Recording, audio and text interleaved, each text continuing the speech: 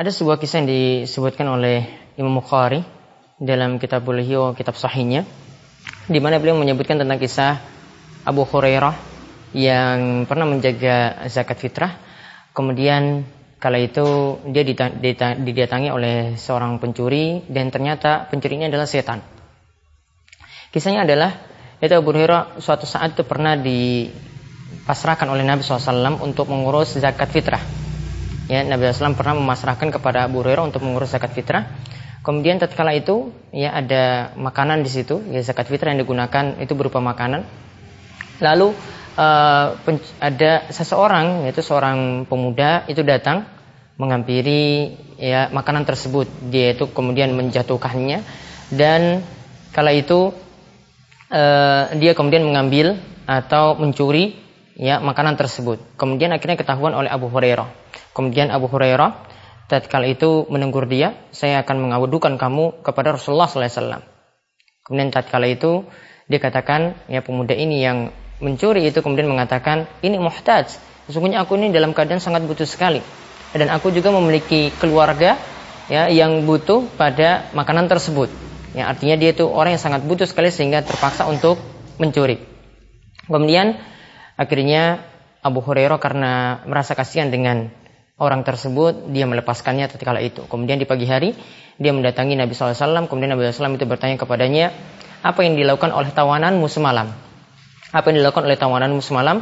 Kemudian akhirnya Abu Hurairah itu mengatakan bahwasanya, ya, dia mengatakan kepada Nabi SAW, wahai Rasulullah, sesungguhnya tawananku tersebut dia mengadukan dia itu penuh kesusahan, sehingga aku membiarkan dia mengambil makanan-makanan dari zakat fitrah tersebut. Kemudian Nabi SAW itu mengatakan kepada Abu Hurairah, ama innahu qad kadzaba wa sayaud. Ya, ketahuilah bahwasanya orang itu adalah pendusta dan nanti besok akan kembali lagi. Hari kedua kejadian yang sama.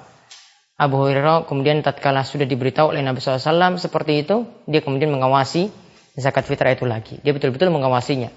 Lalu setelah itu orang tadi datang lagi, kemudian dia menumpahkan makanan tersebut, makanan dari zakat fitrah, kemudian dia mengambilnya atau mencurinya.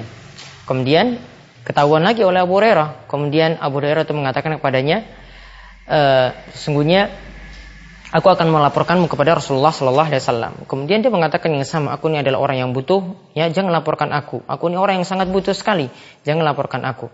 Ya. Kemudian hari kedua seperti itu, di pagi harinya Nabi SAW itu bertanya kepadanya, kepada Abu Hurairah, apa yang dilakukan oleh tawananmu semalam. Kemudian akhirnya Abu Hurairah itu mengatakan seperti pada hari pertama, bahwasanya karena merasa kasihan dia itu orang yang betul-betul butuh, maka kemudian dia Abu Hurairah itu melepaskannya. Maka Nabi SAW mengatakan seperti pada hari yang pertama, ama innahu qad kadzaba wa sayaud. Sesungguhnya dia itu adalah orang yang pendusta dan nanti akan kembali. Kemudian pada hari yang ketiga terjadi hal yang sama pula. Orang tadi sudah diawasi oleh Abu Hurairah, tetap datang, kemudian dia menumpahkan zakat fitrah, ya menumpahkan makanan yang dari zakat fitrah, kemudian dia itu mengambilnya atau merampasnya. Kemudian ketahuan lagi oleh Abu Hurairah, kemudian Abu Hurairah ya dengan keras menegurnya, ini sudah 3 kali loh kamu ya selama 3 malam ya merampas makanan dari zakat fitrah tersebut. Aku akan benar-benar melaporkanmu kepada Rasulullah SAW. Kemudian orang tadi itu mengatakan kepada Abu Hurairah bahwasanya, ya, lepaskan aku, biarkan aku akan mengajarkan kepadamu suatu kalimat yang sangat bermanfaat. Ya, suatu kalimat yang sangat bermanfaat. Yaitu, lalu Abu Hurairah katakan, apa kalimat tersebut? Ya, kemudian orang ini mengatakan bahwasanya jika engkau itu mau tidur, ya, ketika engkau mau pergi ke ranjangmu, maka bacalah ayat kursi. Ya, bacalah ayat kursi, Allahu la ilaha illallah wal hayyul qayyum. Bacalah ayat kursi. Kemudian hingga engkau menyelesaikan ayat tersebut, dan dikatakan juga hingga engkau menyelesaikan surat Al-Baqarah. Faedahnya apa? Dikatakan oleh orang ini, faedahnya adalah Allah akan senantiasa menjagamu, dan juga ya setan itu tidak akan mendekatimu, tidak akan mengganggumu sampai pagi hari. Kemudian Abu Hurairah kemudian biarkan orang itu tadi pergi, lalu di pagi harinya Nabi SAW itu berkata kepadanya sama seperti hari-hari sebelumnya, apa yang kamu lakukan dengan tawanan semalam?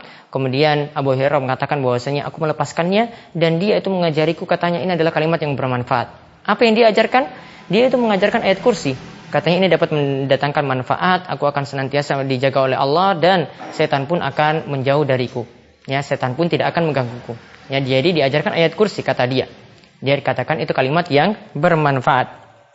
Kemudian setelah itu Abu Hurairah menjelaskan seperti tadi. Kemudian Nabi SAW itu bersabda, ya, ama innahu qad sadaqaka wa waqadhu. Untuk kali ini, yang terakhir ini, dia itu benar-benar jujur. Untuk terakhir ini dia benar-benar jujur. Namun asalnya dia itu adalah pendusta.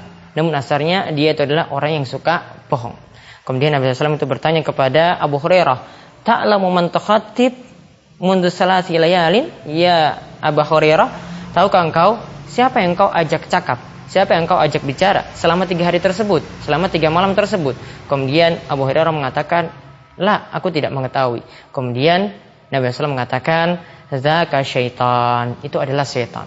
Jadi selama 3 hari tadi yang menemuinya itu adalah setan. Setan yang berubah wujud menjadi manusia. Beberapa pelajaran yang kita bisa tarik dari hadis ini. Yang pertama, setan itu bisa berubah wujud jadi manusia seperti yang terdapat dalam kisah ini. Ya, setan itu bisa berubah wujud ya dalam beberapa bentuk, ya, di antaranya adalah manusia seperti ini. Begitu juga setan dahulu pernah berubah wujud juga menjadi Suraqah bin Malik yang ketika itu memberi semangat kepada orang-orang musyrik dalam perang Badar. Ya, kemudian faedah yang lainnya, hadis ini juga menunjukkan bahwasanya zakat fitrah itu boleh dikumpulkan di suatu tempat, kemudian nanti setelah dikumpulkan itu dijaga, lalu nanti disebarkan kepada orang yang berhak menerimanya. Kemudian hadis ini juga mengajarkan, ya, bagaimana seseorang ketika dia itu dalam keadaan punya masalah, dia boleh mengadukannya kepada hakim, ya, ketika ada masalah seperti itu, seperti Abu Hurairah ingin mengadukan masalahnya kepada Rasulullah sallallahu alaihi wasallam.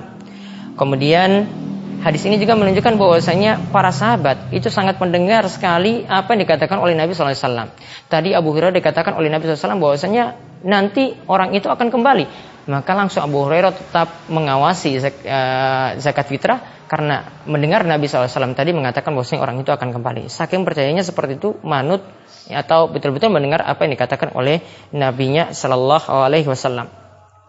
Kemudian faedah yang lainnya lagi, hadis ini menjelaskan tentang keutamaan ayat kursi dan juga keutamaan bacaan Al-Quran. Bahwasanya dengan kita itu membaca Al-Quran, membaca ayat kursi, ya, itu keutamaannya adalah Allah Subhanahu Wa Taala akan senantiasa menjaga kita dan akan, ya, membuat kita tidak diganggu oleh setan.